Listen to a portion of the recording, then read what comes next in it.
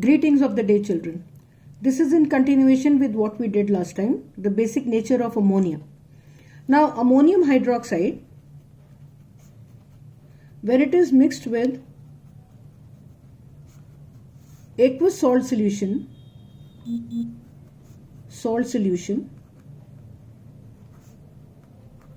it results in the formation of a metallic salt and a precipitate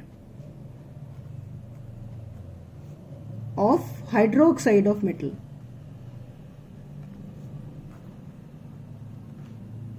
Plus any ammonium salt. Now these precipitates of metals, they vary in color as well as in solubility. So because ammonium hydroxide can be used to identify from the color and the solubility, the precipitate of the metal, or it is used to identify the cation in the salt. That is why ammonium hydroxide is used as a qualitative reagent. Qualitative reagent. What is a qualitative reagent? A qualitative reagent is a chemical substance which is used to identify the quality or identify something which is unknown to you by its use. So because ammonium hydroxide is used to identify the cation or the metallic radical in the salt, that is why it is known as a qualitative reagent. I'll take an example. So for example, suppose we have a ferrous salt. When it is made to react with ammonium hydroxide, the double decomposition will take place. The positive and the negative ions will mutually exchange with each other. This will result in the formation of ferrous hydroxide and ammonium sulfate. So this one is insoluble and it is dirty green in color. So how will you, suppose this salt is unknown to you. So how will you find out what cation it contains? You will react it with ammonium hydroxide, and if it gives you dirty green color which remains insoluble in excess. Insoluble, what do you mean by in excess? Insoluble in excess of ammonium hydroxide, you can immediately say that the cation present in the salt was ferrous. Okay. Now, this ferrous may be linked to either a chloride or a nitrate or a phosphate or whatever.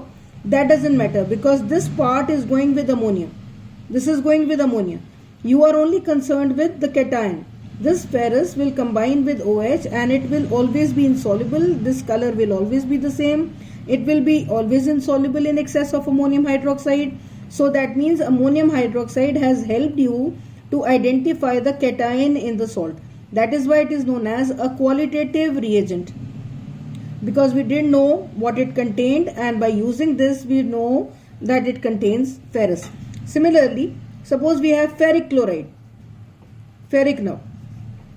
When this is made to react with ammonium hydroxide, it will give you ferric hydroxide and it will form ammonium chloride now.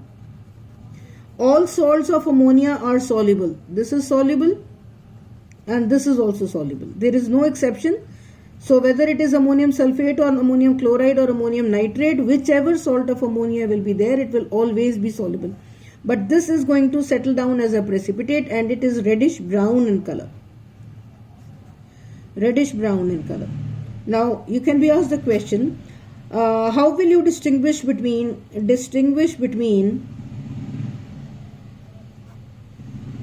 say ferrous chloride and ferric chloride?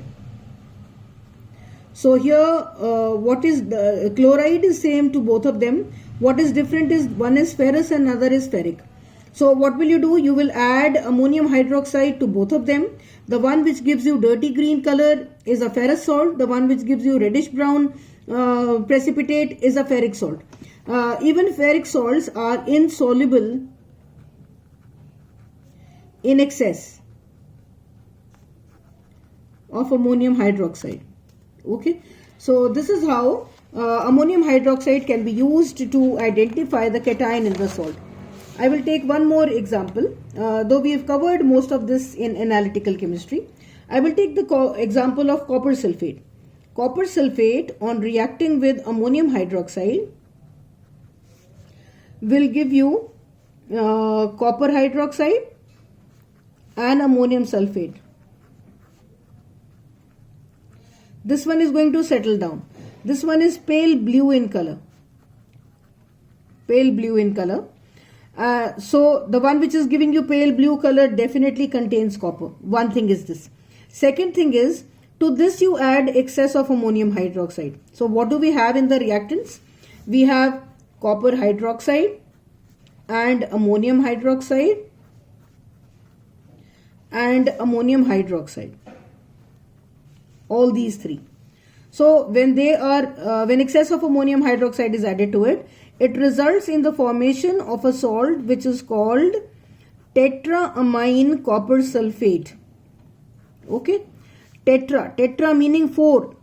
Tetra, what is tetra? Amine group. Amine.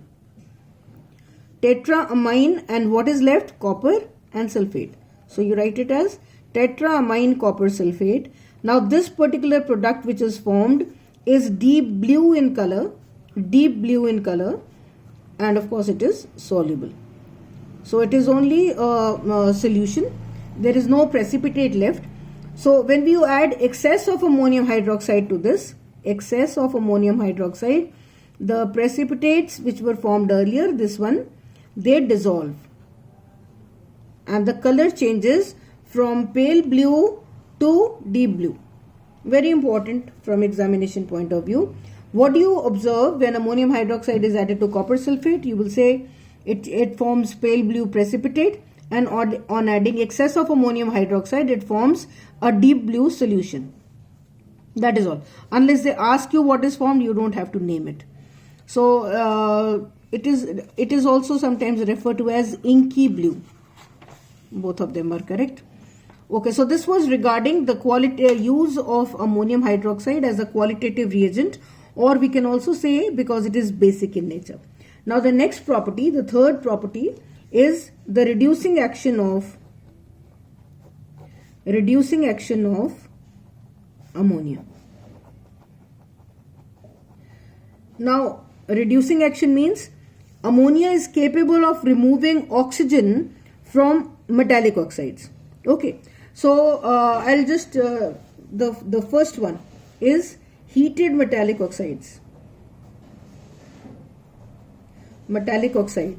I'll take the example of copper oxide. Say copper oxide on reacting with ammonia, it will form copper and water, and it will give you nitrogen gas. Remember last time I told you that you can be given an equation. How will you convert ammonia to nitrogen? So this is another way you can use it. We will balance the equation, of course. It gives you 3 copper and 2 H2O. So this is another way of converting ammonia to nitrogen. Do you think only copper oxide can be converted to nitrogen? No, it could have been another metallic oxide also. Lead oxide reacting with ammonia will give you lead and water and nitrogen. 2 ammonia, 3, and it will give you 3 molecules of water and 3 atoms of lead. Fine. So from the metallic oxides, this oxygen part has been removed. Do you notice? We started with copper oxide, and towards the product we have only copper. We started with lead oxide and we end up forming lead. So where has the oxygen gone, or in fact who has removed the oxygen? Ammonia. So that is why ammonia is acting as a reducing agent. Now this copper oxide happens to be black in color and this copper is brown. Similarly, lead oxide is buff yellow in color and this one is metallic grey.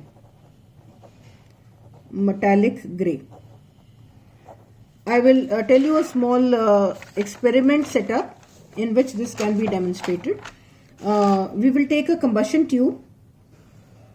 Combustion tube is made up of a glass which can tolerate a high temperature. So this is a combustion tube. We allow ammonia gas to enter into it. And suppose we take copper oxide. This is copper oxide.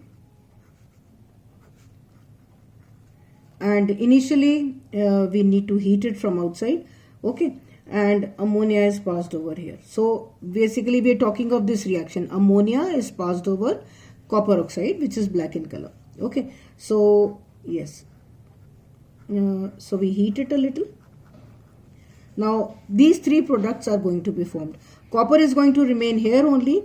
The water, which is going to go out as water droplets, is going to enter into this is a U-shaped tube. This is kept in a freezing mixture. I hope you know what is a freezing mixture. Freezing mixture is a combination of ice and salt. Salt prevents it from melting for a longer period of time. You call it freezing mixture. I am drawing this diagram because very often the board people ask you. So here the water which is coming from here, it condenses. Condensed water. Why is water condensing? Because you've kept it in the freezing mixture. And then of course the nitrogen which is left, this nitrogen which is left, it is collected by downward displacement of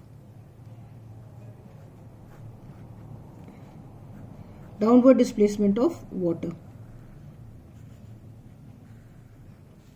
All this is water.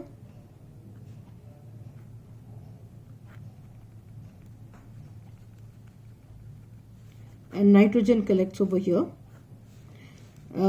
The water keeps on going down. Why? Because nitrogen is insoluble in water and it is lighter than water. So okay, you can place a support over here. So this is the reducing action of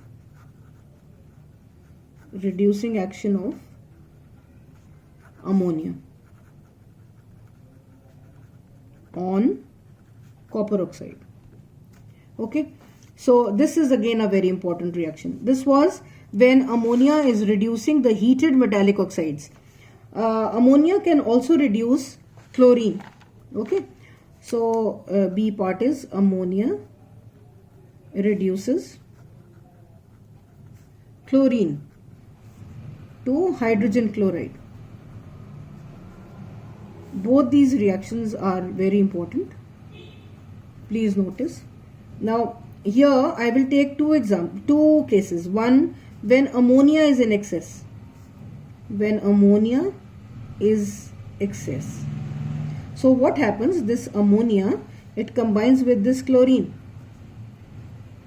Chlorine, by the way, happens to be greenish yellow in color. I hope you remember that. So together they form HCl and nitrogen. To balance it, that's it. So ammonia combines with chlorine and it gives you HCl and nitrogen. Now this HCl is again very reactive towards ammonia, one. And second thing is we have excess of ammonia. We have plenty of ammonia. So this HCl, which is now the product, will combine with that plenty of ammonia and it will form ammonium chloride. Okay, together, so this reactant was used up. The product which was formed was used up as a reactant. Now what are we left with? We are left with ammonia. Here we didn't balance this equation. So 6 and 2, 8 molecules of ammonia will combine with 3 molecules of chlorine and it will give you 6 molecules of ammonium chloride and 1 molecule of nitrogen. Plenty of questions can be asked from this equation. Okay, 1. What do you observe? A. What do you observe when excess of ammonia is passed through chlorine? So this ammonium chloride which is formed is visible to you as dense white fumes. Dense white fumes. So if you are asked about the observation, you will talk about the dense white fumes. B can be, how will you convert ammonia to nitrogen? So this again equation can be written. So we have taken a case where excess of ammonia is combining with chlorine. Is it possible that we have excess of chlorine and less of ammonia? Then what happens? I'll give you that equation too. Now the second case is when chlorine is in excess. When chlorine is in excess. So ammonia combines with chlorine. Okay, and it forms HCl and a new product NCl3. It is called nitrogen trichloride. This one is yellow in color and it is explosive in nature and it is liquid. So this can be in one of the multiple choice questions. Name a yellow explosive liquid. So it is nitrogen trichloride. Okay, we will balance the equation. NCl3. So you can be asked to convert ammonia to NCl3.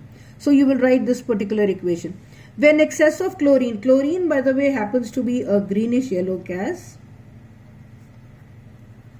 Greenish yellow gas. You have to remember the colors which are very, very important. It reacts with colorless ammonia. Ammonia is colorless. You already know this. A yellow colored explosive liquid is formed which is known as nitrogen trichloride. And so this is how ammonia is oxidizing chlorine also. It has added hydrogen to chlorine and that is why you obtain HCl. So this is the reduced product. Okay.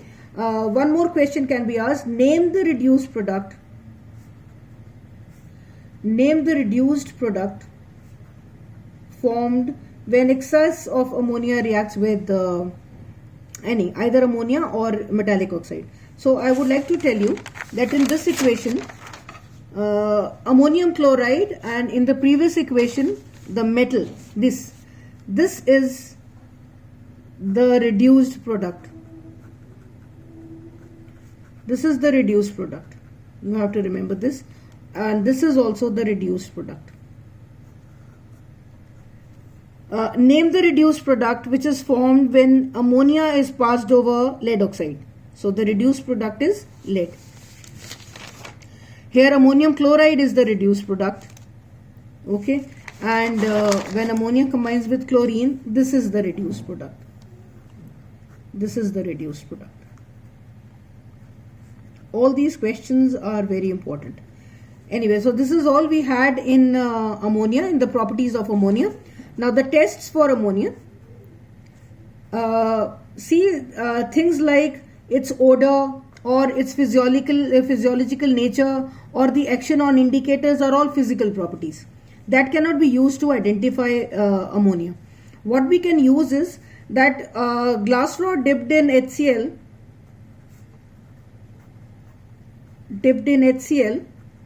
will form dense white fumes. That is one test. Another one we just did, that on passing ammonia through copper sulfate solution, what do you notice? First, pale blue precipitate, and on adding excess, it forms deep blue solution.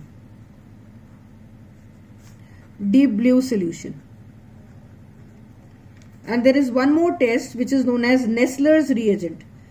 Nessler is only a name, it doesn't mean anything, and chemically it is potassium mercuric iodide.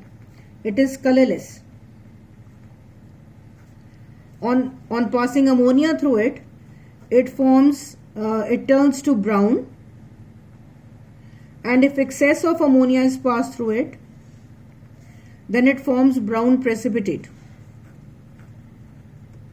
So these are the tests which we use for ammonia. That is all we have in ammonia, children. Have a good day.